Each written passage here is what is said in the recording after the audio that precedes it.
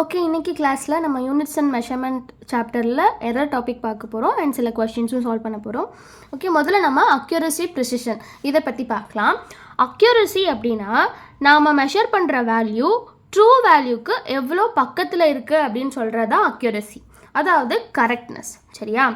அதே ப்ரெசிஷன் அப்படின்னா ஒரே அளவை திரும்ப திரும்ப நம்ம மெஷர் பண்ணும்போது அந்த மெஷர்மெண்ட்ஸ் ஒன்றுக்கு ஒன்று எவ்வளோ நியரஸ்ட் வேல்யூவாக இருக்குது அப்படின்னு சொல்கிறது தான் ப்ரிசிஷன். இது வந்து கன்சிஸ்டன்சி. உங்களுக்கு இன்னும் கொஞ்சம் நல்லா புரியணும் அப்படின்னா இந்த டார்கெட் அனாலஜி பாருங்கள். இப்போ இந்த இடத்துல பார்த்தீங்கன்னா இதுதான் நம்மளோட ஆக்சுவல் டார்கெட். சரியா? நம்ம நிறைய தடவை அம்பு விட்டுருக்கோம். அந்த அம்பு எல்லாமே அந்த டார்கெட்டுக்கு பக்கத்தில் அங்கங்கே வந்து எப்படி இருக்குது, ஸ்கேட்டர் ஆகிருக்கு. இந்த இடத்துல என்ன சொல்லுவோம் அப்படின்னு பார்த்தீங்கன்னா ஹை அக்யூரசி, லோ ப்ரெசிஷன் அப்படின்னு சொல்லுவோம். ஏன் அப்படின்னா இங்கே பார்த்தீங்கன்னா நம்ம நிறைய தடவை மெஷர் பண்ணியிருக்கோம். அந்த வேல்யூ எல்லாமே அந்த ட்ரூ வேல்யூக்கு பக்கத்தில் இருக்குது. அக்யூரசினா நான் என்ன சொன்னேன், நம்ம மெஷர் பண்ணுற வேல்யூ ஆக்சுவல் ட்ரூ வேல்யூக்கு எவ்வளோ பக்கத்தில் இருக்குது அப்படின்னு சொல்கிறது அக்யூரசி. இந்த இடத்துல பார்த்தீங்கன்னா இந்த ட்ரூ வேல்யூக்கு பக்கத்தில் தான் எல்லாமே இருக்குது. அதனால் ஹை அக்யூரசி அப்படின்னு சொல்லியாச்சு. ஏன் லோ ப்ரிசிஷன் அப்படின்னா இங்கே பார்த்தீங்கன்னா எல்லா டைமும் அங்கங்கே வந்து எப்படி இருக்குது, செதறி போயிருக்கு, ஒரே இடத்துல இல்லை. நம்ம என்ன சொன்னோம், ப்ரிசிஷன்னா நம்ம நிறைய டைம்ஸ் பண்ணுற மெஷர்மெண்ட் ஒன்றுக்கு ஒன்று எவ்வளோ பக்கத்தில் இருக்குது அப்படின்னு சொல்கிறது தானே ப்ரெசிஷன். பட் இந்த இடத்துல பார்த்தீங்கன்னா இங்கே ஒன்று இருக்குது, இங்கே ஒன்று இருக்குது, இங்கே ஒன்று இருக்குது, இந்த மாதிரி அங்கங்கே செதறி இருக்குது. அதனால் லோ ப்ரிசிஷன். புரியுதில்ல உங்களுக்கு நான் சொல்கிறது? இப்போ அடுத்த எக்ஸாம்பிள் பாருங்கள். Low accuracy, high precision. இது இப்போ நம்ம பார்க்கலாமா? அதே மாதிரி இது நம்ம டார்கெட். வெயிட். இப்போது நம்ம மெஷர் பண்ணுற அந்த விடுற அம்பு வந்து எல்லாமே இந்த இடத்துல இருக்குது. ஓகேவா? இந்த மாதிரி பக்கத்தில் இருக்குது. இதை நம்ம என்ன சொல்லுவோன்னா லோ அக்யூரசி, ஹை ப்ரிசிஷன் அப்படின்னு சொல்லுவோம். எதனால் சொல்கிறோம் அப்படி? இது வந்து ஆக்சுவல் டார்கெட். ஆனால் நம்மளோட அந்த மெஷர் பண்ண அந்த அம்புலாம் எங்கே இருக்குது, இந்த இடத்துல இருக்குது. அப்போது இதுக்கு என்ன மீனிங்? அக்யூரசி இல்லை. அக்யூரசினா என்ன, அந்த ஆக்சுவல் வேல்யூக்கு பக்கத்தில் இருக்கணும். இப்போ மேலே பார்த்தோம்ல எல்லாமே பக்கத்தில் இருக்குது. பட் இந்த இடத்துல பார்த்தீங்கன்னா இந்த இடத்துல இருக்குது, இந்த ரவுண்டில் இருக்குது. அப்போது இது லோ அக்யூரசி. எப்படி ஹை ப்ரெசிஷன் அப்படின்னா நம்ம ஒவ்வொரு தடவையும் பண்ணும்போதும் பக்கத்தில் தான் அம்பு விட்டுருக்கோம். எல்லாமே பக்கத்தில் இருக்குது. ஒவ்வொன்றும் க்ளோஸ் ரிலேட்டடாக இருக்குது. கரெக்டாக? நியரஸ்ட்டாக இருக்குல்ல, பக்கத்தில் இருக்குது. அதனால் ஹை ப்ரெசிஷன். புரியுதாப்பா நான் சொல்கிறது? இப்போ இங்கே பாருங்கள், ஹை அக்யூரசி, ஹை ப்ரிசிஷன். இதுக்கு என்ன வரும், நம்மளோட டார்கெட் இது அப்படின்னா எல்லாமே இந்த இடத்துல இருக்கிறது. அதாவது இந்த இடத்துல நம்ம டார்கெட்டில் தான் இந்த அம்பெல்லாம் விட்டுருக்கோம். நியரஸ்ட் வேல்யூ, அதாவது ட்ரூ வேல்யூக்கு பக்கத்தில் எல்லாமே இருக்குது. கரெக்டாக? இந்த இது எல்லாமே நம்ம விட்டுருக்க அம்பு எல்லாமே எப்படி இருக்குது, பக்கத்தில் இருக்குது. அதே மாதிரி ட்ரூ வேல்யூவில் இருக்குது. நம்மளோட டார்கெட் எதுவோ அதில் தான் இருக்குது. அப்போ இந்த இடத்துல எப்படி இருக்குது, ஹை அக்யூரசியும் இருக்குது, ஹை ப்ரிசிஷனும் இருக்குது. புரியுதா நான் சொல்கிறது? இது நம்மளோட டார்கெட். இந்த டார்கெட்டில் நம்ம பண்ணுற அந்த அம்பு விட்டது எல்லாமே ஒரே இடத்துல இருக்குது. பக்கத்தில் இருக்குது. அப்போ ப்ரிசிஷன் இருக்குது, ஹை ப்ரிசிஷன் இருக்குது. அதே மாதிரி ட்ரூ வேல்யூக்கு ரொம்ப பக்கத்தில், ஆக்சுவல் ட்ரூவாகவே இருக்குது, ட்ரூ வேல்யூலேயே இருக்குது. அப்போ என்னது, ஹை அக்யூரசி, ஹை ப்ரிசிஷன். புரியுதுல்ல உங்களுக்கு நான் சொல்கிறது? ஓகே, இப்போ இங்கே பாருங்கள், இது நம்ம டார்கெட். இப்போது நீங்கள் அம்பு விடுறதெல்லாம் எப்படி இருக்குன்னு பார்த்தீங்கன்னா இந்த மாதிரி இருக்குது. இதுக்கு என்ன நேம் வைக்கணும்னு நீங்கள் இப்போ எனக்கு கமெண்ட்டில் சொல்லணும். சரியாப்பா? அடுத்தது எரர் இன் மெஷர்மெண்ட். உங்களுக்கு அக்யூரசி அண்ட் ப்ரிசிஷன் டாபிக் நல்லா புரிஞ்சிருக்கும் அப்படின்னு நினைக்கிறேன். அப்படி நல்லா புரிஞ்சிருந்துச்சு அப்படின்னா எனக்கு கமெண்ட்டில் சொல்லுங்கள். Okay, no measurement is ever perfect.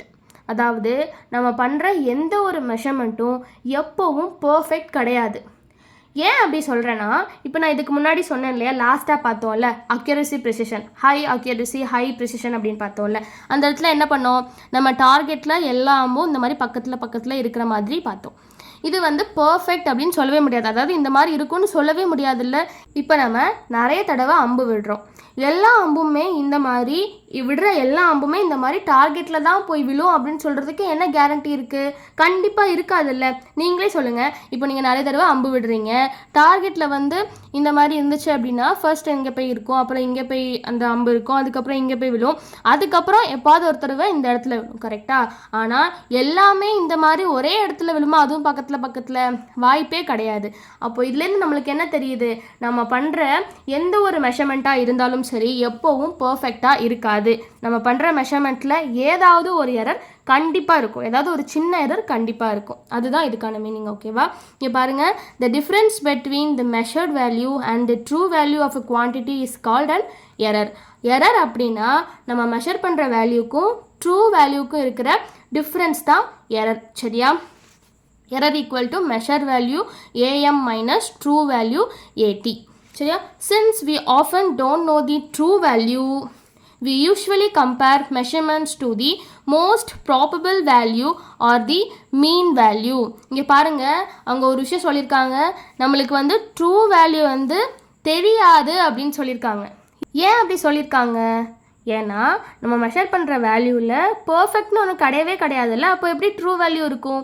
Even நம்ம நேஷ்னல் லெவல் லெபராட்டரியில் பண்ணாலுமே நம்மளுக்கு அக்யூரேட் ட்ரூ வேல்யூ அப்படிங்கிற ஒரு மெஷர்மெண்ட் கிடைக்கவே கிடைக்காது. சரியா?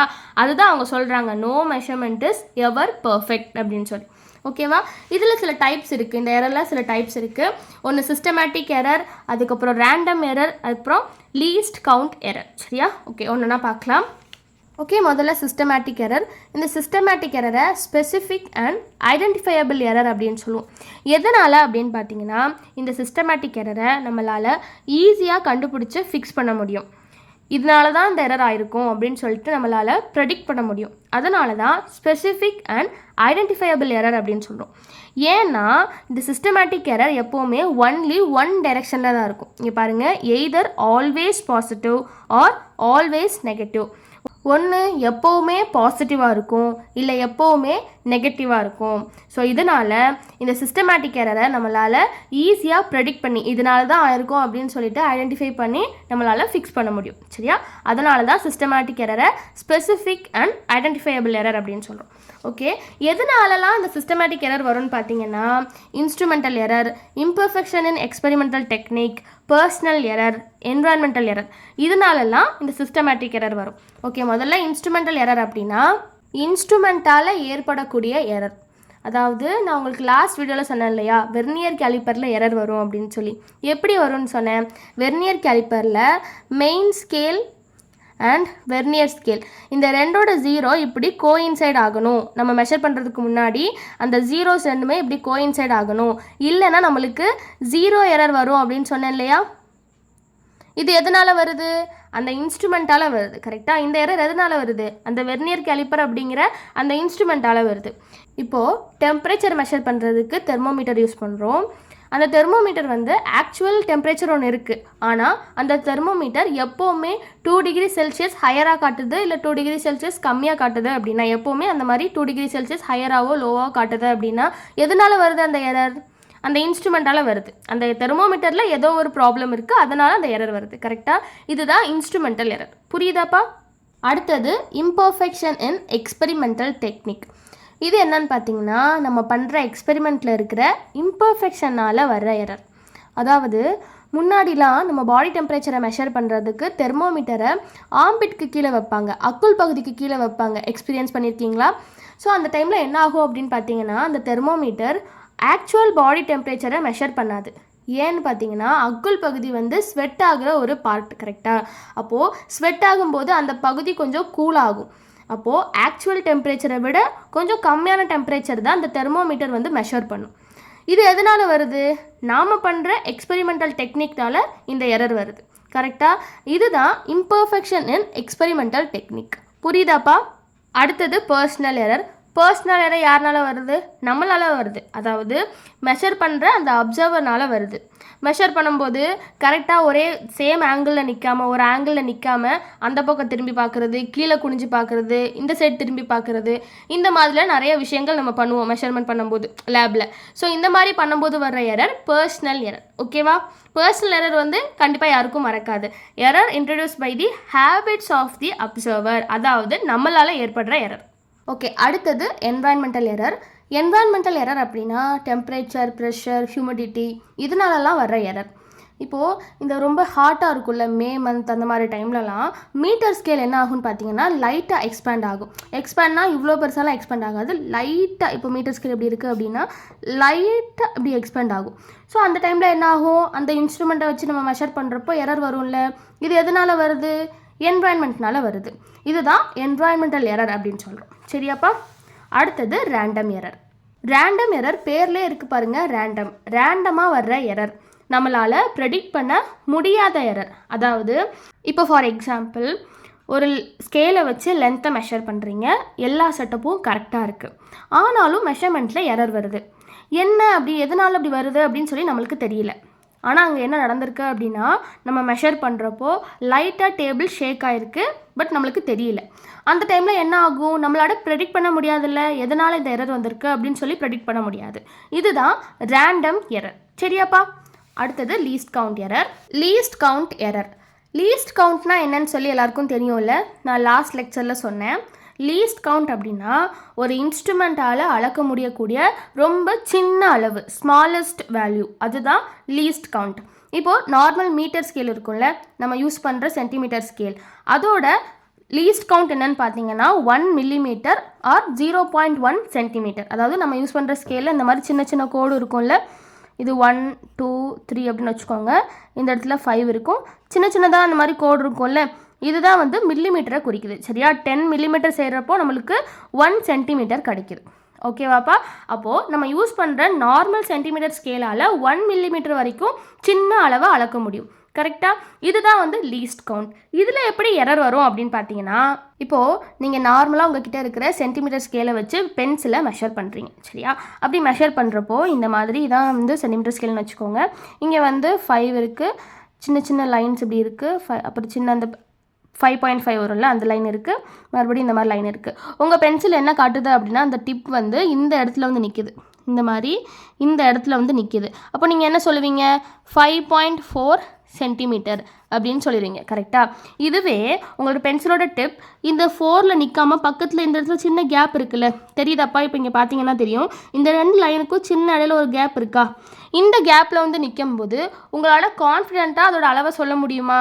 5.45 இல்லை 5.43 அப்படின்னு சொல்லி கான்ஃபிடென்ட்டாக சொல்ல முடியுமா? முடியாது. இந்த லென்த், இந்த கோட், இந்த லைன் இருக்குல்ல, இந்த இடத்துல வந்து நிற்கும்போது நம்மளால் சொல்ல முடியும்.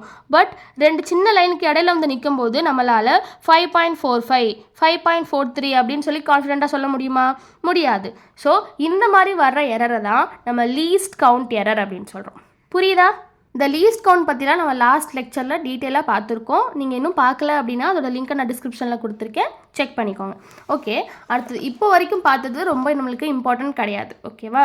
ஜஸ்ட் வந்து உங்களுக்கு நீட் எக்ஸாமில் assertion reason, statement paste question அந்த மாதிரி கேட்பாங்க. இப்போ பார்க்குற இந்த absolute error, relative error, percentage error, இதுதான் ரொம்ப ரொம்ப முக்கியம். இதை பேஸ் பண்ணி எவ்ரி இயர் கொஷின் கேட்பாங்க. ஸோ நல்லா கவனிங்க. ஓகேவா? ஓகே, இந்த எரர்லாம் தெரிஞ்சுக்கிறதுக்கு முன்னாடி நம்ம முதல்ல ட்ரூ வேல்யூ தெரிஞ்சுக்கணும். ஏன்? நம்ம ஆல்ரெடி என்ன பார்த்தோம், நம்ம பண்ணுற எல்லா மெஷர்மெண்ட்லேயும் ஒரு எரர் இருக்கும், அதனால ட்ரூ வேல்யூ தெரியாது அப்படின்னு சொல்லி பார்த்தோமா? ட்ரூ வேல்யூ தெரியலனா எப்படி நம்ம எரர் கண்டுபிடிக்கிறது? அப்போ நம்மளுக்கு ட்ரூ வேல்யூ தெரியணும். இதுக்கு நம்ம என்ன பண்ணுவோம்னு பார்த்தீங்கன்னா, மல்டிபிள் டைம்ஸ் மெஷர்மெண்ட் எடுத்து அதோட மீன் வேல்யூ கண்டுபிடிப்போம். சரியா? அரித்மெட்டிக் மீன் சொல்லுவாங்கள்ல, அந்த மீன் வேல்யூ கண்டுபிடிப்போம். அதை தான் நாம் ட்ரூ வேல்யூ இல்லைனா மோஸ்ட் ப்ராபபிள் வேல்யூ அப்படின்னு சொல்லுவோம். சரியா? Most probable value, mean value. ஓகேவா? ஸோ மீன் வேல்யூவை எடுத்து தான் அதை நம்ம ட்ரூ வேல்யூவாக எடுத்துப்போம். ஓகே, மீன் கண்டுபிடிச்சிட்டு அதை நம்ம ட்ரூ வேல்யூவாக எடுத்துப்போம். புரியுதா நான் சொல்கிறது? ஓகே, முதல்ல மோஸ்ட் ப்ராபபிள் மீன் வேல்யூ கண்டுபிடிக்கணும். இதை எப்படி கண்டுபிடிப்போம்? நம்ம நிறைய டைம்ஸ் மெஷர் பண்ணுவோம், அதை நம்ம n டைம்ஸ் எடுத்துக்கலாம். n டைம்ஸ்னால் என்ன அர்த்தம்? நம்பர் ஆஃப் டைம்ஸ், நிறைய டைம்ஸ் எடுக்கிறோம். இப்போ ஃபார் எக்ஸாம்பிள் 6 டைம்ஸ் நம்ம வந்து மெஷர்மெண்ட் எடுக்கிறோம் அப்படின்னா அந்த மெஷர்மெண்ட் இருக்குல்ல, ஃபர்ஸ்ட் மெஷர்மெண்ட் இப்போ 1.23 வருது, செகண்ட் மெஷர்மெண்ட் 1.20 வருது, தேர்ட் வந்து 1.24 வருது. இந்த மாதிரி 6 டைம்ஸ் நீங்கள் எடுக்கிறீங்க. என்ன பண்ணணும் அப்படின்னா 6 டைம்ஸ் எடுக்கிற மெஷர்மெண்ட்டை ஆட் பண்ணிடணும். ஃபர்ஸ்ட் 1.24 ஆட் பண்ணிவிட்டு எத்தனை டைம்ஸ் மெஷர் பண்ணியிருக்கீங்களோ அதால் டிவைட் பண்ணணும். நான் 6 டைம்ஸ் இப்போ எடுத்திருக்கேன். ஃபார் எக்ஸாம்பிள் 6 டைம்ஸ் எடுத்திருக்கேன்னா 6, 7 எடுத்திருக்கேன்னா 7, 10 டைம்ஸ் எடுத்திருக்கேன்னா 10. ஓகே, புரியுதா? இப்படி தான் நம்ம வந்து மீன் வேல்யூ கண்டுபிடிக்கணும். ஓகே, இந்த மீன் வேல்யூ தான் நம்ம என்ன சொல்கிறோம்? True value, most probable true value அப்படின்னு சொல்கிறோம். ஓகேவாப்பா? இதுதான் அதோட common formula a1 + a2 + a3 + etcetera an divide by n. எதுக்கு நம்பர் ஆஃப் டைம்ஸ் நம்ம வந்து எடுத்திருப்போம்ல, அதை ஆட் பண்ணுறோம், டிவைட் பை எத்தனை டைம்ஸ் நம்ம எடுத்திருக்கோமோ அதெல்லாம் டிவைட் பண்ணுறோம். ஓகேவா? ஓகே, அடுத்தது அப்சல்யூட் எரர். அப்சல்யூட் எரர் அப்படின்னா ஒவ்வொரு சிங்கிள் மெஷர்மெண்ட்டுக்கும் ட்ரூ வேல்யூக்கு இடையில இருக்கிற டிஃப்ரென்ஸ் தான் அப்சல்யூட் எரர். இந்த இடத்துல பாருங்கள், the absolute error is the magnitude of the difference between the true value. It is always positive. இது ரொம்ப ரொம்ப இம்பார்ட்டண்ட், ஆல்வேஸ் பாசிட்டிவ். இது ஏன் அப்படின்னு சொல்லி இதை நம்ம பார்க்கும்போது நான் உங்களுக்கு சொல்லித்தரேன். ஃபர்ஸ்ட் ஒன் வந்து absolute error in a single measurement. அதாவது நம்ம நிறைய டைம்ஸ் மெஷர்மெண்ட் எடுப்போம், அதில் இருக்கிற ஒரு சிங்கிள் மெஷர்மெண்ட்டோட எரர் கண்டுபிடிக்கிறது தான் absolute error in a single measurement. இதை நம்ம ஏஐ அப்படின்னு எடுக்கிறோம். ஏன்னு பார்த்தீங்கன்னா இண்டிவிஜுவல் தானே, அதனால் ஏஐ அப்படின்னு எடுக்கிறோம். அண்ட் இன்னொரு விஷயம் என்னென்னா, அப்சல்யூட் எரரை டெல் ஏ அப்படின்னு சொல்லி டினோட் பண்ணுவோம். அதே மாதிரி மீனை வந்துட்டு ஏ பார் மீன் அப்படின்னு சொல்லி டினோட் பண்ணுவோம். ஓகேவா? இது தெரிஞ்சுக்கோங்க. ஓகே, இப்போ நம்ம அதை பார்க்கலாம். இதை எப்படி கண்டுபிடிக்கணும்னு பார்த்தீங்கன்னா, டெல் ஏ ஈக்குவல் டு, ஏன்னா இண்டிவிஜுவல் மெஷர்மெண்ட்டோட அப்சல்யூட் எரர் கண்டுபிடிக்கிறோம். Del a i equal to a i அந்த measurement minus a bar mean, நம்ம கண்டுபிடிச்சிருக்க மீன் வேல்யூ. எப்படின்னா, இப்போ நீங்கள் வந்து மேலே பார்த்த மாதிரி 1.23 1.20 1.24 அப்படின்னு சொல்லிட்டு மல்டிபிள் டைம்ஸ் வந்து மெஷர் பண்ணியிருக்கீங்க. இப்போ எனக்கு இந்த சிங்கிள் மெஷர்மெண்ட் இருக்குல்ல 1.23, இதோட எரர் தேவை அப்படின்னா இந்த மெஷர்மெண்ட்டோட மீன் வேல்யூ கண்டுபிடிக்கும் போது நம்மளுக்கு இப்போ 1.22 வருதுன்னு வச்சுக்கோங்க. இதுதான் வந்து மீன் வேல்யூ. இப்போ எனக்கு வந்து என்ன பண்ணணும், இந்த சிங்கிள் மெஷர்மெண்ட் இருக்குல்ல இதோட எரர் கண்டுபிடிக்கணும். அப்போ என்ன பண்ணணும், 1.23 மைனஸ் 1.22 மாடுலஸ் ஆஃப் 1.23 மைனஸ் 1.22. ஏன் இந்த மாடுலஸ் போடுறோம், இந்த மாதிரி மைனஸ் பண்ணுற டைமில் நம்மளுக்கு எப்படி வரும்னு பார்த்தீங்கன்னா ஆன்சர் வந்து நெகட்டிவாக வந்துடும். இப்போ இந்த இடத்துல ஓகே 1.20க்கு கண்டுபிடிக்கும் போது மைனஸ் 1.22 கரெக்டாக 1.20 மைனஸ் 1.22ன்னு எழுதுவோம். இந்த இடத்துல நம்மளுக்கு வந்துட்டு நெகட்டிவ்ல ஆன்சர் வரும். அந்த நெகட்டிவ் வராமல் இருக்கிறதுக்கு தான் இந்த மாடுலஸ் போட்டால் நம்ம பாசிட்டிவ்ல தானே எழுதுவோம், தெரியும்ல இதெல்லாம். அதனால தான் நான் இங்கே சொன்னேன் இட் இஸ் ஆல்வேஸ் பாசிட்டிவ் அப்படின்னு சொல்லி. ஏன் நம்ம மாடுலஸ் எடுக்கிறோம். சரியாப்பா? புரியுதில்ல நான் சொல்கிறது? புரியலை அப்படின்னா எனக்கு கமெண்ட்டில் சொல்லுங்கள். இதை விட பெட்டராக எப்படி நான் சொல்லிக் கொடுக்குறது அப்படின்னு சொல்லி ட்ரை பண்ணுவேன். சரியா? ஓகே, அடுத்தது mean absolute error. Mean absolute எரர்னா ஒன்றும் இல்லை, இந்த மாதிரி தனித்தனியாக ஒவ்வொரு மெஷர்மெண்ட்டுக்கும் நம்ம அப்சல்யூட் எரர் எடுத்துட்டு அதோட மீன் கண்டுபிடிச்சோன்னா அதுதான் மீன் அப்சல்யூட் எரர். இப்போ இந்த இடத்துல பார்த்தீங்கன்னா ஃபார்முலா பாருங்கள், final mean absolute error equal to del A bar mean அப்படின்னு எடுக்கிறோம். ஏன்னா இது மீன் தானே, அதனால மீன் அப்படின்னு எடுக்கிறோம். என்ன பண்ணுவோம், தனித்தனியாக ஒவ்வொரு மெஷர்மெண்ட்டோட அப்சல்யூட் எரர் கண்டுபிடிச்சிருக்கோம். First del A1 del A2 del A3 multiple times n times, எத்தனை டைம்ஸ் எடுக்கிறீங்களோ அத்தனை மெஷர்மெண்ட்டுக்கு கண்டுபிடிப்பீங்கல்ல, n times divided by n. Okay, இதுதான் வந்து மீன் அப்சல்யூட் எரர். புரியுதில்ல உங்களுக்கு? தனித்தனி மெஷர்மெண்ட்டோட அப்சல்யூட் எரர் எடுத்து அதோட மீன் கண்டுபிடிக்கிறது. ஓகே, அடுத்தது இந்த இடத்துல வந்து ஃபைனல் ரிசல்ட்டாக என்ன வரும்னு பார்த்தீங்கன்னா இந்த மாதிரி ஒரு ஃபார்முலா கிடைக்கும். இது உங்கள் புக்கில் கொடுத்துருப்பாங்க, ரொம்ப important. A equal to a bar mean. First கண்டுபிடிச்சோம்ல மீன் வேல்யூ, நம்ம எடுக்கிற மெஷர்மெண்ட்டுக்கு மீன் வேல்யூ கண்டுபிடிப்போம்ல, அது ப்ளஸ்ஸா மைனஸ் அப்சல்யூட் எரரோட மீன், அதாவது மீன் அப்சல்யூட் எரர். ஓகேவா? இந்த இடத்துல பாருங்கள், this means the true quantity A most likely lies between a mean minus del a min lesser than or equal to a lesser than or equal to a min plus del a min. இந்த மாதிரி தான் இருக்கும். இது நீங்கள் question solve பண்ணும்போது உங்களுக்கு புரியும், நான் சொல்லித்தரேன். இந்த அப்சல்யூட் எரர் மட்டும் உங்களுக்கு நல்லா அண்டர்ஸ்டாண்ட் ஆயிடுச்சுன்னா போதும், அடுத்து இருக்கிற relative error and percentage error ரொம்ப ஈஸியாக இருக்கும். ஏன்னா அப்சல்யூட் எரரை பேஸ் பண்ணி தான் அந்த relative error and percentage error ரெண்டுமே இருக்கும். ஓகே, இப்போ நம்ம அதை பார்க்கலாம். ஓகே, அடுத்தது ரிலேட்டிவ் எரர். இந்த ரிலேட்டிவ் எரரை ஃப்ராக்ஷனல் எரர் அப்படின்னு சொல்லுவோம். Relative error is the ratio of the mean absolute error to the mean value. So relative error அப்படிங்கிறது அப்சல்யூட் எரர், மீன் அப்சல்யூட் எரரையும் மீன் வேல்யூவையும் டிவைட் பண்ணுறது தான் வந்து என்னது, ரிலேட்டிவ் எரர். ஓகேவா? It has no unit. ஏன் நோ யூனிட்? இதுக்கு யூனிட் இல்லை. இப்போது இந்த மீன் வேல்யூ கிடைக்குதுல்ல நம்மளுக்கு, அப்சல்யூட் மீன் வேல்யூ, அதோட யூனிட் என்னென்னு பார்த்தீங்கன்னா சென்டிமீட்டர். அதே மாதிரி மீன் வேல்யூக்கு நம்மளுக்கு ஒரு யூனிட் கிடைக்கும், அதுவும் சென்டிமீட்டர். அப்படின்னா ரெண்டுமே கேன்சல் ஆயிரும்ல, சென்டிமீட்டர் தான் இருக்கும். கரெக்டாக மீன் வேல்யூக்கு சென்டிமீட்டர் இருந்துச்சுன்னா கண்டிப்பாக அப்சல்யூட் மீன் வேல்யூக்கும் சென்டிமீட்டர் தான் இருக்கும். அப்போ ரெண்டுமே கேன்சல் ஆகிரும், யூனிட் இருக்காதுல்ல. அதுதான் இட் ஹேஸ் நோ யூனிட். புரியுதுலப்பா? see this relative error equal to mean absolute error divided by mean value, del a bar mean divided by a bar mean. Okay வாப்பா? It is a measure of the quantity or accuracy of the measurement. So measurement ஓட accuracy சொல்கிற ஒரு error பார்த்தீங்கன்னா relative error. சரியாப்பா? அடுத்தது percentage error. Percentage error ரொம்ப ரொம்ப easy. ஏன்னா relative error கூட ஜஸ்ட் 100% நம்ம மல்டிப்ளை பண்ணிட்டோன்னா அது பர்சன்டேஜ் எரர் ஆகிடும். இங்கே பாருங்கள், percentage error equal to relative error into 100%. Relative error எப்படி கண்டுபிடிக்கணும்? Del A bar mean divided by A bar mean. இது மீன் அப்சல்யூட், இது மீன் வேல்யூ இன்டூ 100% பண்ணிட்டோன்னா அது பர்சன்டேஜ் எரர் ஆகிடும். ஓகேவா? சரி, இப்போ நம்ம ஒரு கொஸ்டின் சால்வ் பண்ணால் let's measure the length of a rod 3 times. So ஒரு ராடோட லென்த்தை 3 times நம்ம மெஷர் பண்ண போகிறோம். ஃபர்ஸ்ட் ரீடிங்கில் 5.21 சென்டிமீட்டர் கிடைக்குது, செகண்ட் ரீடிங்கில் 5.18 சென்டிமீட்டர் கிடைக்குது, தேர்ட் ரீடிங்கில் 5.23 சென்டிமீட்டர் கிடைக்குது.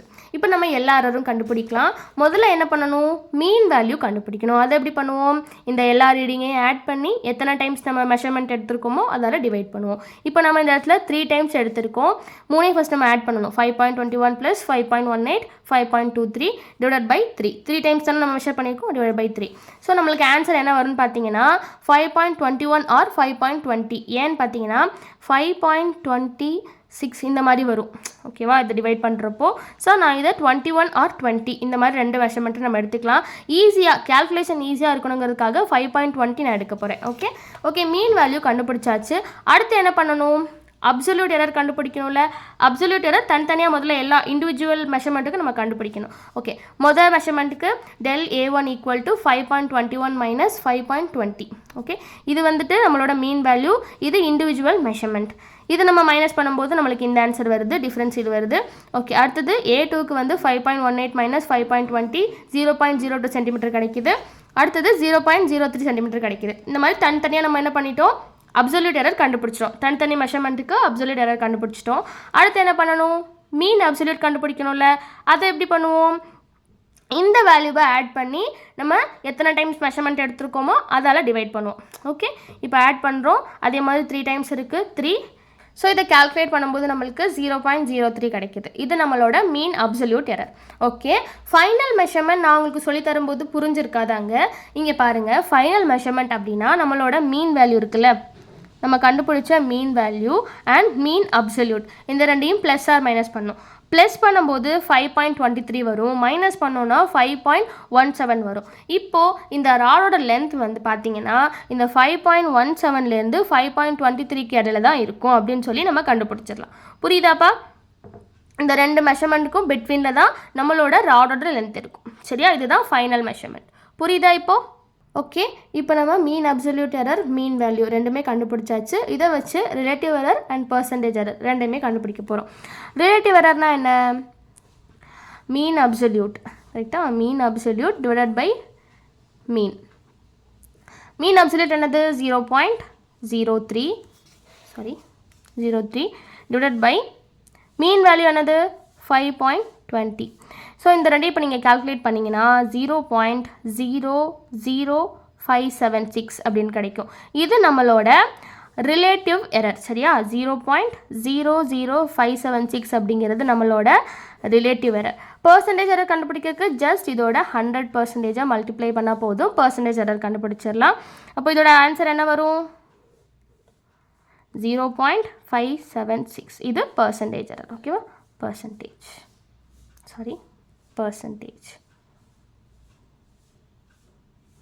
இது ரிலேட்டிவ் எரர்,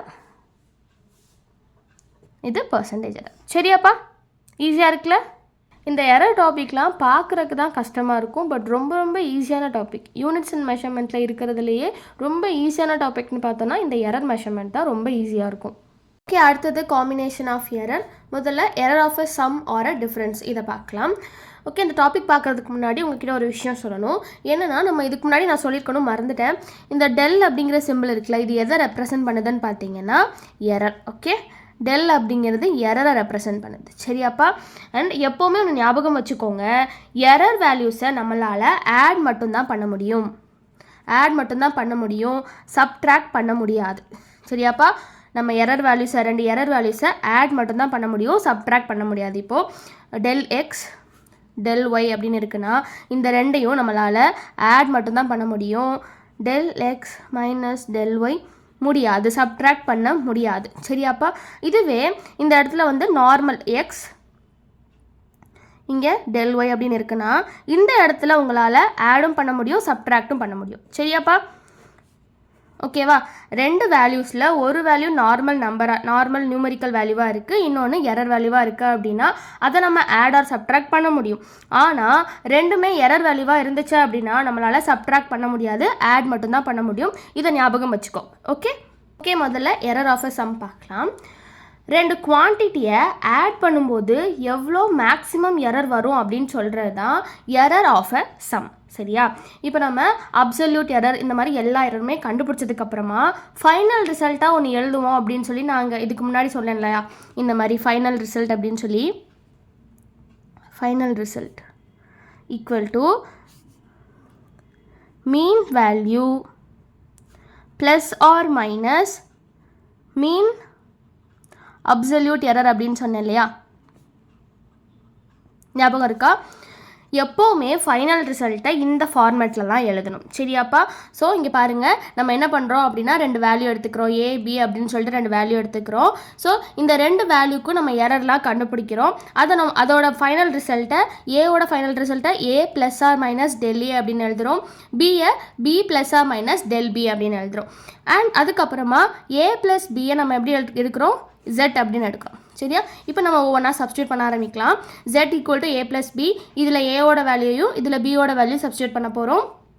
சப்ஸ்டியூட் பண்ணும்போது A plus or minus del A plus B plus or minus del B அப்படின்னு வரும். அண்ட் இந்த இடத்துலையும் நம்மளுக்கு Z அப்படின்னா அதுலேயும் நம்ம வந்துட்டு என்ன பண்ணணும், ஃபைனல் ரிசல்ட் எழுதணும்ல, அப்போது Z plus or minus del Z அப்படின்னு எழுதணும். சரியா? அடுத்து என்ன பண்ணணும் அப்படின்னா நம்மளுக்கு எப்போவுமே ஒரு விஷயம் தெரியும், இந்த மாதிரி x plus y plus z plus x plus y இந்த மாதிரி இருந்துச்சுன்னா நீங்கள் என்ன பண்ணுவீங்க, எக்ஸ் எல்லாம் ஃபஸ்ட் ஆட் பண்ணுவீங்க, அப்புறம் ஒய் எல்லாம் ஆட் பண்ணுவீங்க, இசட் எல்லாம் ஆட் பண்ணுவீங்க. 2x plus 2y plus Z அப்படின்னு எழுதுவோமா? அதே மாதிரி இந்த இடத்துலையும் நம்ம பண்ண போகிறோம். என்ன பண்ண போகிறோம் அப்படின்னா இந்த ஏ வேல்யூவையும் பி வேல்யூ ஆட் பண்ண போகிறோம், டெல் ஏ வேல்யூயும் டெல் பி வேல்யூ நம்ம ஆட் பண்ண போகிறோம். சரியா? அப்படி ஆட் பண்ணுறப்போ A plus B plus or minus del A plus del B, negative வராது, சப்ட்ராக்ட் பண்ண முடியாது, அதனால் ப்ளஸ் டெல் பி அப்படின்னு எழுதுகிறோம். அடுத்தது இந்த ஏ ப்ளஸ் பி நம்ம என்னன்னு சொன்னோம், இசட் அப்படின்னு சொன்னோமா, அதனால நம்ம என்ன பண்ணோம் அப்படின்னா z plus or minus del z equal to இந்த ஏபிக்கு பதிலாக நம்ம என்ன பண்ண போகிறோம்னா Z அப்படின்னு எழுதிக்கிறோம், plus or minus del A plus del B அப்படின்னு எழுதுறோம். சரியா? எழுதிட்டோன்னா இந்த Z ப்ளஸ் ஆர் மைனஸ் இந்த Z plus or minus cancel பண்ணிட்டோன்னா del Z equal to del A plus del B. So error of a சம்மோட மேக்ஸிமம் பாசிபிள் எரர்னு பார்த்தீங்கன்னா del Z equal to del A plus del B. இதுதான். Okay, புரியுதாப்பா என்னன்னு சொல்லி? Okay, அடுத்தது subtraction, error of a difference. அதாவது ரெண்டு குவான்டிட்டியை நம்ம சப்ட்ராக்ட் பண்ணும்போது எவ்வளவு மேக்ஸிமம் எரர் வரும் அப்படின்னு சொல்கிறது தான் இந்த error of a difference. Okay, so அதே மாதிரி நம்ம என்ன பண்ணுறோம், Z equal to a minus b ரெண்டு வேல்யூ நம்ம என்ன பண்ணுறோம், ரெண்டு குவான்டிட்டியாக மைனஸ் பண்ணுறோம். இப்போ மறுபடியும் அதே மாதிரி எழுதுகிறோம். இதோட எரர்லாம் நம்ம எழுதுகிறோம். ஏவோட எரர் வந்து A plus or minus del A, பியோட எரர் வந்து B plus or minus del B. அதே மாதிரி ஜெட்டுக்கும் நம்ம எரர் கண்டுபிடிச்சி Z plus or minus del Z அப்படின்னு எழுதுகிறோம். ஓகே, அடுத்தது என்ன பண்ணுறோம், அதே மாதிரி நம்ம லாஸ்ட்டில் பண்ண மாதிரி தனியாக எடுக்கிறோம். Okay, a minus b plus or minus del A plus del b. இந்த இடத்துல மைனஸ் வராது. ஓகே, இங்கே இந்த இடத்துல மைனஸ் போட்டிருக்கோம் பாருங்கள், சென்டரில் மைனஸ் இருக்குல்ல, இந்த இடத்துல மைனஸ் போட்டிருக்கோம். பட் இந்த இடத்துல நம்ம மைனஸ் போடலையே, சப்ட்ராக்ட் பண்ண முடியாது, ரெண்டு எரர் வேல்யூவை சப்ட்ராக்ட் பண்ண முடியாது. நான் சொன்னேன் இல்லையா, இது ஒரு எரர், இது ஒரு எரர், அப்போ ரெண்டையும் நம்மளால் சப்ட்ராக்ட் பண்ணவே முடியாது, அதனால ப்ளஸ் சிம்பிள் போட்டிருக்கோம். ஓகேவா? அதே மாதிரி பார்த்தோன்னா இந்த ஏ மைனஸ் பி வந்து என்னது, Z. அப்போ Z சப்ஸ்டியூட் பண்ணுறோம். அப்புறம் மறுபடியும் அதே மாதிரி Z plus or minus cancel பண்ணிட்டோன்னா del Z equal to del A plus del B. இதுதான் sum of a difference, sorry error of a டிஃபரன்ஸோட மேக்ஸிமம் பாசிபிள் எரர். சரியா? Maximum possible error. ஓகேவாப்பா? ரெண்டுக்கும் சேம் வேல்யூ தான் வந்திருக்கு. Okay, error of a sum or difference புரிஞ்சதில்லப்பா? Okay, அடுத்தது error of a product or a quotient, அதாவது multiplication division. சரியா? அதுதான் product or a quotient. Error of a product or a quotient அப்படின்னா ரெண்டு குவான்டிட்டியை மல்டிப்ளை ஆர் டிவைட் பண்ணும்போது எவ்வளோ maximum possible error வருது, அதுதான் error of a product or a quotient. சரியா? இந்த டாபிக் வந்து மேலே பார்த்தா அடிஷன் சப்ட்ராக்ஷன் மாதிரி ஈஸியாக இருக்காது, கொஞ்சம் நீங்கள் தெளிவாக கவனிக்கணும். ஓகே, சி மல்டிப்ளிகேஷன் என்ன பண்ணுறோம், z equal to a dot B. a dot பினாலும் ஏபி அப்படின்னாலும் மல்டிப்ளிகேஷன் தான், தெரியும்ல. Okay, z equal to a dot B இல்லைனா ஏபி அப்படின்னு எடுக்கிறோம். மறுபடியும் என்ன பண்ணுறோம், ஏவோட எரர் வேல்யூ பியோட எரர் வேல்யூ ரெண்டையும் மல்டிப்ளை பண்ணுறோம். இந்த சைடும் z plus or minus del z. Okay, இப்போ என்ன பண்ணுறோம் அப்படின்னு பார்த்தீங்கன்னா இந்த ஏ இருக்குல்ல, அடிஷன் சப்ட்ராக்ஷன் மாதிரி இருக்காதுல மல்டிப்ளிகேஷன், உங்கள் எல்லாருக்கும் தெரிஞ்சிருக்கும். இந்த ஏவை பியோடையும் டெல் பியோடையும் மல்டிப்ளை பண்ணுறோம். இந்த டெல் ஏவை பியோடையும் டெல் பியோடையும் மல்டிப்ளை பண்ணுறோம். மல்டிப்ளை பண்ணும்போது நம்மளுக்கு என்ன வருது, ஃபர்ஸ்ட் பாருங்கள் ஏ பி, அப்போ A dot B plus or minus A del B வந்துருச்சா, ப்ளஸ் ஆர் மைனஸ் மறுபடியும் இந்த del A B, B del A. Okay, B del A மறுபடியும் plus or minus del A dot del B. ஓகேவா? Okay, புரிஞ்சதில்லப்பா நான் என்ன பண்ணியிருக்கேன்னு சொல்லி ஜஸ்ட் நார்மல் அல்ஜிப்ராக் மெத்தடில் மல்டிப்ளை பண்ணியிருக்கேன். சரியா? அடுத்து என்ன பண்ண போகிறோன்னு பார்த்தீங்கன்னா நம்மளோட லெஃப்ட் ஹேண்ட் சைடு இருக்குல்ல, லெஃப்ட் ஹேண்ட் சைடில் இசட்டால் நம்ம வந்து டிவைட் பண்ண போகிறோம், ரைட் ஹேண்ட் சைடில் ஏபியால் டிவைட் பண்ண போகிறோம். சரியா? இங்கே பாருங்கள், லெஃப்ட் ஹேண்ட் சைடில் நான் இசட்டால் டிவைட் பண்ணியிருக்கேன், ரைட் ஹேண்ட் சைடில் ஏபியால் டிவைட் பண்ணியிருக்கேன். அப்படி பண்ணும்போது இங்கே பார்த்தீங்கன்னா இந்த இடத்துல z கேன்சல் ஆயிரும், தெரியும்லப்பா. இது வந்து காமனாக z plus or minus del z ரெண்டுக்குமே காமனாக z இருக்குது. ஸோ z கேன்சல் பண்ணிட்டோன்னா plus or minus del z by z இருக்கும். அதே மாதிரி இந்த சைட் நம்ம தனித்தனியாக வந்து டிவைட் பண்ணுறப்போ ஏபி வந்து கேன்சல் ஆயிரும். இந்த இடத்துல ஏவும் கேன்சல் ஆகும், இங்கே டெல் பி இருக்குது, அது கேன்சல் ஆகாது. இந்த இடத்துல பியும் கேன்சல் ஆகும், இந்த இடத்துல வந்து எதுவுமே கேன்சல் ஆகாது. ஓகே, அடுத்து என்ன பண்ணணும் அப்படின்னா எடுத்து எழுதிடணும், del B by B del A del A del B divide by AB. இப்போ பார்த்தீங்கன்னா இந்த இருக்குல்ல இந்த வேல்யூ நம்ம என்ன பண்ணுறோன்னு பார்த்தீங்கன்னா நெக்லெக்ட் பண்ணிடுறோம். ஏன்னா இது ரொம்ப ஸ்மாலர் வேல்யூ அப்படின்னு சொல்லி இந்த வேல்யூவை நம்ம நெக்லெக்ட் பண்ணிடுறோம். எப்படி அப்படின்னு இப்போ நான் சொல்கிறேன். அதாவது இந்த இடத்துல இந்த ஏபி அப்படிங்கிறது என்னது, இங்கே இருக்குல்ல இந்த எரர் வேல்யூ, இதை எடுக்கலாம், இதான் ஃபைனல் ரிசல்ட் அப்படின்னு நான் சொன்னேன். இதில் ஏ அப்படிங்கிறது என்னதுப்பா, நம்ம ஆல்ரெடி பார்த்தோம், மீன் வேல்யூ அப்படின்னு பார்த்தோம். கரெக்டாக? Mean value plus or minus del a அப்படிங்கிறது என்னது, அப்சல்யூட் மீன் எரர். கரெக்டாக? இது அப்சல்யூட் மீன் எரர். இதுக்கு முன்னாடி நம்ம பார்க்கும்போது இந்த இடத்துல பார்த்தீங்கன்னா உங்களுக்கு தெரியும், see this, மீன் கண்டுபிடிக்கும் போது நம்மளோட வேல்யூ என்ன வந்திருக்கு, 5.20 அப்படின்னு வந்துச்சு. கரெக்டாக? மீன் கண்டுபிடிக்கும் போது 5.20 வந்துச்சு. ஆனால் மீன் அப்சல்யூட் எரர் கண்டுபிடிக்கிறப்போ 0.03 வந்திருக்கு. சரியா? இப்போ இந்த ரெண்டை வச்சு நான் இப்போ உங்களுக்கு சொல்லித்தரேன். வெயிட், சி நம்ம என்ன பண்ண போகிறோம் அப்படின்னு பார்த்தீங்கன்னா ஏ இருக்குல்ல, ஏவோட வேல்யூவை 5.20 அப்படின்னு எடுக்கிறோம். டெல் ஏ இருக்குல்ல, அதோட வேல்யூவை 0.03 அப்படின்னு எடுக்கிறோம். பியோட வேல்யூ சும்மா வந்து பி இஸ் ஈக்குவல் டு 2 அப்படின்னு எடுக்கிறோம், 2.00. டெல் பி ஈக்குவல் டு 0.01 அப்படின்னு எடுக்கிறோம். இப்போ இந்த வேல்யூவை, இந்த எல்லா வேல்யூவையும் இங்கே நீங்கள் சப்ஸ்டியூட் பண்ண போகிறீங்க. சரியா? see this, first del a என்னது 0.03 into del b என்னது 0.01 divided by 5.20 into 2.0. சரியா? இப்போது இந்த ரெண்டையும் மல்டிப்ளை பண்ணும்போது 0.0003 அப்படின்னு கிடைக்கும். இந்த ரெண்டையும் மல்டிப்ளை பண்ணும்போது 10.4 கிடைக்கும். இப்போ இந்த ரெண்டையும் நம்ம கால்குலேட் பண்ணோம் அப்படின்னா நம்மளுக்கு 0.00002 அப்படின்னு கிடைக்கும். எவ்வளோ சின்ன வேல்யூ பார்த்தீங்களா? புரியுதா உங்களுக்கு? ரொம்ப ரொம்ப சின்ன வேல்யூ. அதனால தான் இந்த இடத்துல நம்ம நெக்லெக்ட் பண்ணுறோம். ஒரு விஷயம் ஞாபகம் வச்சுக்கோங்க, எப்போவுமே மீன் வேல்யூ அதிகமாக தான் இருக்கும், அப்சல்யூட் மீன் எரர் கம்மியாக தான் இருக்கும். சரியா? இந்த இடத்துல பார்த்தீங்கன்னா தெரியும் 5.20 இருக்குது, பட் அப்சல்யூட் மீன் எரர் வந்து 0.03 தான் இருக்குது. சரியா? இதனால தான் இந்த இடத்துல இந்த ஃபார்முலா இருக்குல்ல, del A del b divided by a b, இதை நம்ம நெக்லெக்ட் பண்ணுறோம். சரியாப்பா? இதெல்லாம் எப்படி இருக்குது அப்படின்னு கேட்கலாம். இதை கம்பேர் பண்ணும்போது இது கொஞ்சம் ஹையராக தான் இருக்கும். இப்போ இந்த இடத்துல இந்த வேல்யூ சப்ஸ்டியூட் பண்ணி பாருங்கள். Del A by a, del a என்னது 0.03 டிவைட் பை 5.20. இது நம்ம சால்வ் பண்ணும்போது நம்மளுக்கு 0.005 கிடைக்கும். இந்த வேல்யூயும் பார்க்குறப்போ இந்த வேல்யூ இதை விட கொஞ்சம் பெரிய வேல்யூ தானே, தெரியுதா? இது ரொம்ப ரொம்ப சின்ன வேல்யூவாக இருக்குது, அதனால தான் நெக்லெக்ட் பண்ணுறோம். சரியாப்பா? அப்போது ரெண்டு குவான்டிட்டியை நம்ம மல்டிப்ளை பண்ணும்போது கிடைக்கிற மேக்ஸிமம் பாசிபிள் எரர் என்னது? இதுதான். சரியா? del z divided by z equal to del b by b plus or minus del a by a. இதை நீங்கள் மாற்றி எழுதிக்கலாம், இந்த சைடு a இந்த சைடு b அப்படின்னு எழுதிக்கலாம். சரியா? ஓகே, அடுத்தது டிவிஷன். ரெண்டு குவான்டிட்டியை நம்ம டிவைட் பண்ண போகிறோம். சரி, அதே மாதிரி z equal to a by b அப்படின்னு எழுதுகிறோம். ஏவோட எரர் வேல்யூ எழுதுகிறோம், பியோட எரர் வேல்யூ எழுதுகிறோம். ஓகே, ஃபைனல் ரிசல்ட் எழுதுகிறோம். இப்போ என்ன பண்ண போகிறோம்னு பார்த்தீங்கன்னா, இந்த ஏபி இருக்குல்ல, இதை நம்ம காமனாக வெளியே எடுத்துகிட்டு வர போகிறோம். இப்போ இந்த இடத்துல ஏவை காமனாக வெளியே எடுத்துடலாம், 1 ஆயிரும். 1 ப்ளஸ்ஸா மைனஸ், இந்த இடத்துல ஏ இல்லை, என்ன பண்ணலாம்? மேலையும் கீழையும் ஏஆல் மல்டிப்ளை பண்ணுறோம். சரியா? மேலையும் கீழையும் ஏஆல் மல்டிப்ளை பண்ணுறோம். அதே மாதிரி பியையும் மேலையும் கீழையும் பியால் மல்டிப்ளை பண்ணுறோம்.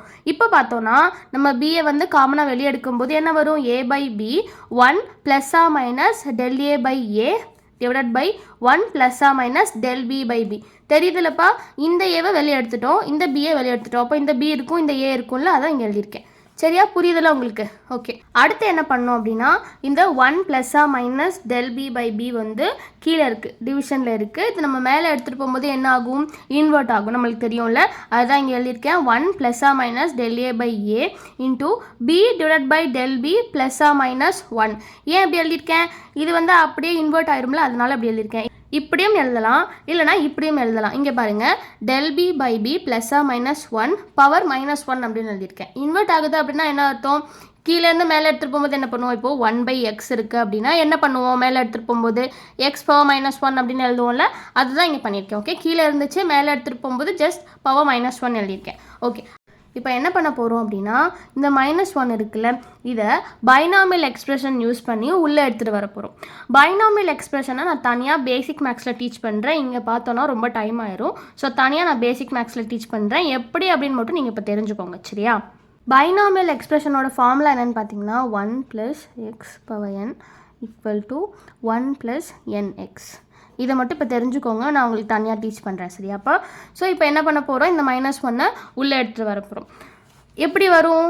என்ன வரும்னு பார்த்தீங்கன்னா, இந்த -1 உள்ளே எடுத்துகிட்டு வரும்போது மைனஸ் இன்ட்டு ப்ளஸ் மைனஸ் ஆயிரும். தெரியுதா? மைனஸ் இன்ட்டு ப்ளஸ் வந்து மைனஸ் ஆயிரும். மைனஸ் இன்ட்டு, ஏன்னா என் இது வந்து என்ன அப்படின்னு நம்ம கன்சிடர் பண்ணிக்கணும். என்ன உள்ளே எடுத்துகிட்டு வரும்போது இந்த ப்ளஸ் இருக்குல்ல, இந்த இடத்துல மைனஸ் இருக்குது. மைனஸ் இன்ட்டு ப்ளஸ் வந்து என்ன ஆகும்? மைனஸ் ஆகும். மைனஸ் இன்ட்டு மைனஸ் ப்ளஸ் ஆயிரும். அப்போது 1 minus plus del B by b அப்படின்னு எழுதிடும். சரியா? புரியுதுல உங்களுக்கு? சரி, ஓகே. அடுத்தது ரெண்டு சைடும், left hand side right hand side, ரெண்டு சைடும் ஜெட்டால் நம்ம என்ன பண்ண போகிறோம்? டிவைட் பண்ண போகிறோம். பண்ணும்போது இது கேன்சல் ஆயிரும். இந்த இடத்துல டெல் z பை z அப்படின்னு வந்துடும். சரியா? அதுக்கப்புறம் இந்த இது இருக்குல்ல, இந்த இடத்துல நம்ம என்ன பண்ண போகிறோம்னு பார்த்தீங்கன்னா, அதே மாதிரி அல்ஜிப்ராய்க் மெத்தட் யூஸ் பண்ணி மல்டிப்ளை பண்ண போகிறோம். இந்த இடத்துல டாட் தானே இருக்கிறதா அர்த்தம். மல்டிப்ளை பண்ணும்போது என்ன வரும்? 1 ப்ளஸ்ஸா minus del B by B ப்ளஸ்ஸா minus del A by A ப்ளஸ்ஸா minus del B by A dot del B by B.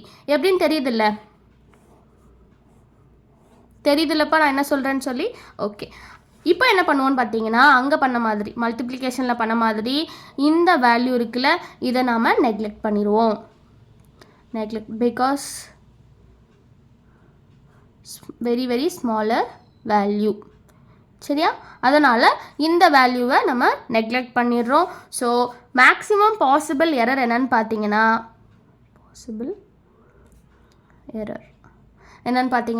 del z by z del b by b plus del a by a. ஏன்னா minus வராது. சரியா?